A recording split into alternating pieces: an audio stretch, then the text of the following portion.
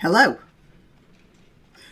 The first I knew about my changed status in the world was when another YouTuber, who seems to have been keeping a friendly eye on my progress over the past year or so, sent me a screenshot which showed the YouTube name Demirep, that's me, for those of you who are more accustomed to calling me Grannyopteryx. She sent me a screenshot of part of a list of a category of YouTubers which were being referred to as the Alt-lite. The paper turned out to be Auditing Radicalization, Auditing Radicalization Pathways on YouTube, and it was written by Manuel Ribeiro, Rafael Ottoni, Robert West, Virgilio Almeida, and now I don't know whether this is Wagner or Wagner Meira Jr., but whatever. Now, they all had email addresses from the, oh, for goodness sake, why do I go for these things with all these foreign names? Universidade Federal de Minas Gerais. I think. Anyone in Brazil, please? I'm doing my best here. This university is in Brazil. I am familiar with the institution, by the way, and it isn't some jumped up little college in the middle of the jungle. It's a reputable place. But I do have to make a point that it has a quota system for students. So possibly a little bit on the social justice side. Anyway, back to the list. At first, it appears that I was on some sort of naughty list. In fact, that was how my informant put it.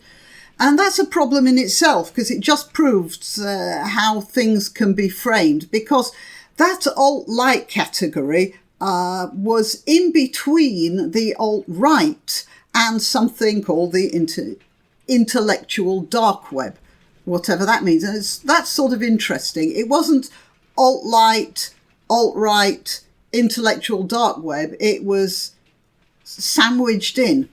It's in the middle. The fact is that many of the people on any of those lists are perfectly innocuous internet vloggers, or, in the case of the intellectual dark web, academics with impeccable scholastic reputations. So you can see that assumptions were being made even before that paper was written. And it was written sometime after 2018, and it was online by the summer of 2019. I'm being deliberate in saying it was online and not published, because I can't find a journal it was published in. As far as I can work out, the paper is online at the Cornell University website, and it might be online in a couple of other places, but not in a journal. And that is important in one very significant aspect. So first, I'll just go through the hoops that you have to jump through to get a paper published, an academic paper. It used to be the case that the only place you could get out any sort of opinion, in general, but now I'm talking specifically about academic papers, was in published in a book or a magazine or a handbook or a journal, and these were generally published by political or academic institutions of some sort. Now, this paper here seems to have been published online without any of that stuff. So the very criticism that these academics are levelling at what amounts to mass self-publishing, like what I'm doing on YouTube, that is, any shithead can publish any shit anywhere at any time, and they're doing exactly the same thing themselves. They publish papers online which have not been passed for publication in journals. And it goes like this. You write a paper, you submit it to an appropriate journal, one that publishes whatever you're interested in. And there are different levels of journals, of course. Some of them have a more rigorous reputation than others. And you use publication in these journals as, currency. Later on, when you want to say, oh, I've had a paper published in some really prestigious journal when you're applying for a job, or you want to get a grant of some sort, the committee will look not only at how much you've published, but where the papers first saw light of day. So that you send your baby to the journal of your choice, and then the journal sends the paper to referees or reviewers. I suppose you'll realise that these referees are not the sort who carry a whistle. And quite frankly, from what I know of most of them, they wouldn't know which end of a whistle to blow into, even if they had enough puff to raise a squeak out of one. You can see I've had a few papers rejected. The unimaginative fools. Anyway, back to the referees. Very often, good research hits the buffers right there at that point, because if you're proposing something radical and completely different from what's been taken for granted in over years, then the referees will reject your paper. And this doesn't, or it shouldn't matter, whoever you are. Albert Einstein and somebody else called Nathan Rosen had a paper on gravitational waves rejected sometime in the 30s, and the journal was called the Physical Review. The paper Einstein submitted the paper. He sent the paper, sent it for review. The reviewer found a mistake in the mathematical calculations and rejected the paper. As it turns out, this is a famous story because Einstein's mistake, when he corrected it, turned out to be a new finding about cylindrical gravitational waves, which I don't know anything about, by the way. But it does sound good, doesn't it? Anyway, this new theory was known as the Einstein-Rosen metric, for those of you who might be interested and who might want to look it up. The point is, Einstein was extremely upset about that, but it forced him to get his facts straight. However, now there's a website for physicists where you can just slap down any old stuff and upload it, and there it is. I'm not saying that's bad. It could be a great force for discussion. On the other hand, you can put into the blogosphere a set of theories which others then might cite as authoritative when they are no such thing. Oh, by the way, I want to tell you about one of the comments under my video, the video I did about the exploitation of Greta Thunberg. The commentator said something like, "This video is an example of the democratization of the internet. A granny with a cheap blue backdrop can make a video and it has 100,000 hits. Well, let me tell you, that's from IKEA. It's not cheap. And I've got more hits than that now, you patronizing stinker." Okay, so back to the list of reprobates, of which apparently I am one. I wondered how they'd come to the conclusion that I was what they called Alt-lite, and how they even found me, because this paper, Auditing Radicalization Pathways on YouTube, was published in August 2019, which means it couldn't have been written any later than the beginning of August. Now, at that time, I had perhaps 15,000 subscribers, which is a respectable number, but it's hardly spectacular. And my sort of average hits would have been about 5,000 per video. It did go a bit higher in some cases, but not by that much. And there were many more down in the 2,000 and 3,000s. My Thunberg video brought the subscriber numbers up to just over 20,000 last time I looked, within about 2 weeks. By the way, thank you all very much. I hope I can continue to justify your confidence in me. But all that happened to me would have been after that paper had been written. So I was at the beginning of August a very small fish indeed when I got included on that list of Alt-lite. And I did wonder what might have caught me in that net.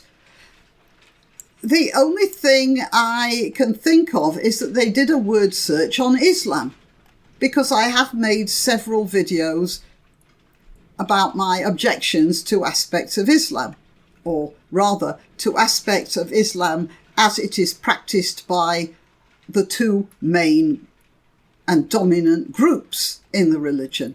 That's all I can think of. So I reckon if you've been critical of Islam, that gets you an Alt-lite certificate without you being anything else. Maybe I'm missing something. Any other suggestions? Comments section.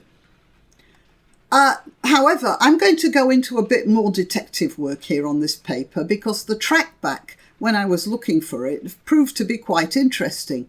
First of all, there's this paper in which I get my 15 minutes of fame, Auditing Radicalization Pathways on YouTube.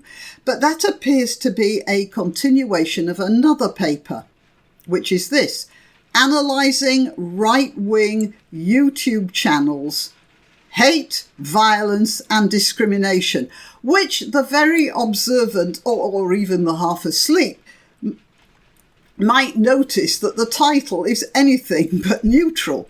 However, Auditing Radicalization Pathways is not only a continuation of that first paper, which was published in 2018, but also prominently quotes the work of another paper, which is Media, Manipulation and Disinformation Online, also published online by two people, one of whom might be familiar to many of you. The two people are Alice Marwick and Rebecca Lewis.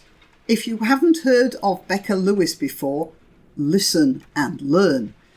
In Media, Manipulation and Disinformation Online, Lewis and, or is it Marwick or Marwick?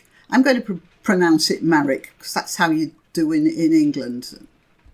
So I'll stick to that. Lewis and Marwick theorise that people like me serve as a sort of signpost, that way, directing people to climb over the fence between what she considers, Lewis considers acceptable opinions and what she considers the more unhealthy swamps of far-right terrain.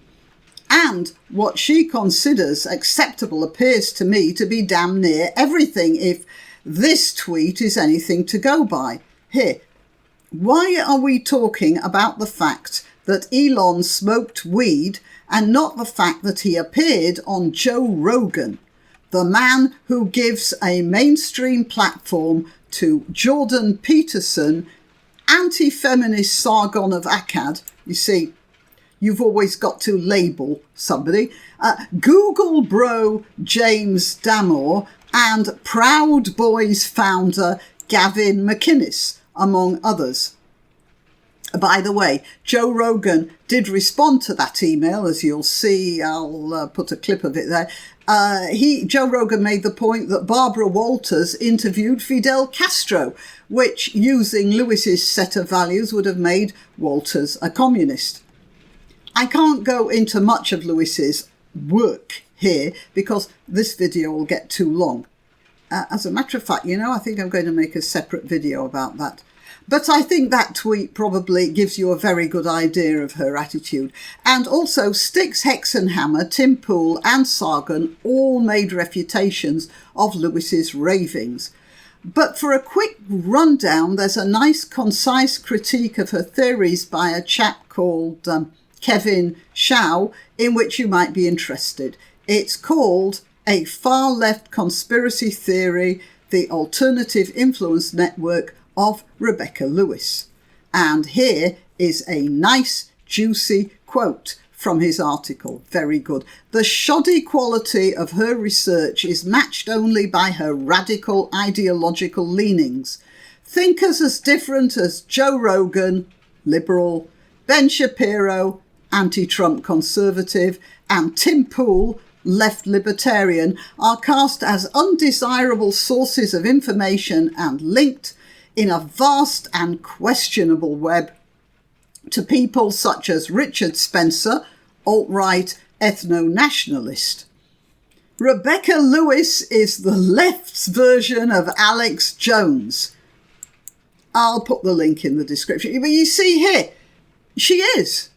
But the point is, nobody in academia would dream of quoting Alex Jones, and yet they will quote Rebecca Lewis.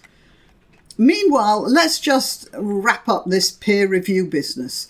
You see, peer reviews do have their disadvantages. In 1912, a polar researcher called Alfred Wegener theorized about continental drift and was laughed at. The theory was accepted in 1960, 30 years after Wegener died. And actually, the height of irony, he died, poor fellow. I mean, I'm not smiling at his death. It was terribly sad.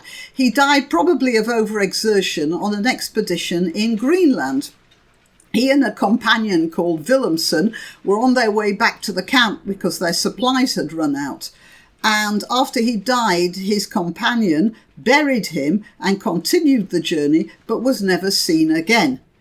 He shouldn't have buried. He probably killed himself by burying Wegener, because that would have caused even more exertion. But if you look at the Wikipedia page, you'll see that although the team subsequently found Wegener's grave because Willemsen had marked it with a pair of skis, but Willemsen was never found because his body, and unfortunately Wegener's diary, is now most like under more than 100 meters, 330 feet, of accumulated ice and snow. And when I read that, I thought, 100 meters of ice and snow, good grief. However did that happen, considering that the planet is on fire? And I'd better be careful what I say about that, because that might shift me from alt-right in their next paper right to the bowels of hell. And then another example of scientific rejections is Ignaz Semmelweis. It's probably the most glaring example of all. He was a doctor, and he had a theory that the scientific community rejected very comprehensively. He tried to convince the medical profession that they should wash their hands between patients. At that time, that was in 1847, nobody knew about germs. And he was actually ended up confined to a lunatic asylum. And meanwhile, hundreds of thousands of people died of preventable infection until Joseph Lister started publishing his theories in the late 1860s, by which time people had started to realise they were starting to come round to a germ theory idea. So you see, peer review does have its downside.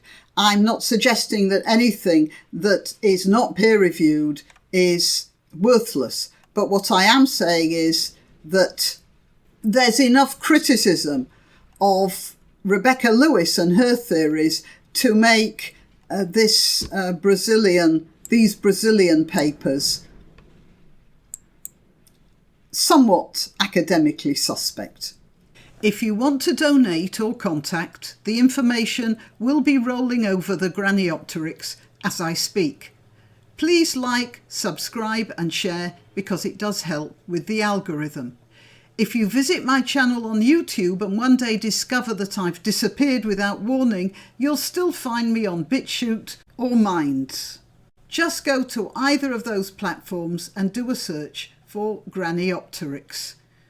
If you're already watching this on BitChute or Minds, good for you. Meanwhile, if you're watching this on YouTube, remember that you must keep checking the subscribe and bell icons, because occasionally they reset. Till next time.